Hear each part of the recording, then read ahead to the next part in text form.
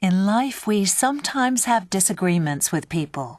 It could be with your partner, with your boss, with your parents, or with a friend. When this happens, the important thing is to try not to let a calm discussion turn into a heated argument. But of course, this is easier said than done. The first thing I would say is that the way you begin the conversation is very important. Imagine you're a student and you share a flat with another student who you think isn't doing her share of the housework. If you say, "Look, you never do your share of the housework. What are we going to do about it?" the discussion will very soon turn into an argument.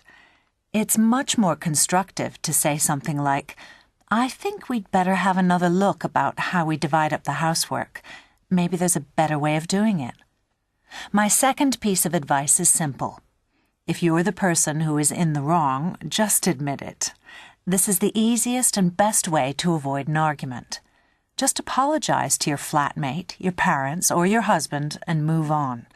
The other person will have much more respect for you in the future if you do that. The next tip is don't exaggerate. Try not to say things like, "You always come home late when my mother comes to dinner," when perhaps this has only happened twice, or "You never remember to buy the toothpaste." This will just make the other person think you're being unreasonable, and will probably make him or her stop listening to your arguments. Sometimes we just can't avoid a discussion turning into an argument. But if you do start arguing with someone, it is important to keep things under control, and there are ways to do this. The most important thing is don't raise your voice. Raising your voice will just make the other person lose their temper too. If you find yourself raising your voice, stop for a moment and take a deep breath. Say, "I'm sorry I shouted, but this is very important to me," and continue calmly. If you can talk calmly and quietly, you'll find your partner will be more ready to think about what you are saying.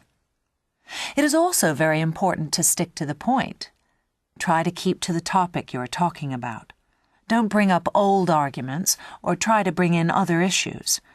Just concentrate on solving the one problem you are having and leave the other things for another time. So, for example, if you're arguing about the housework, don't start talking about mobile phone bills as well.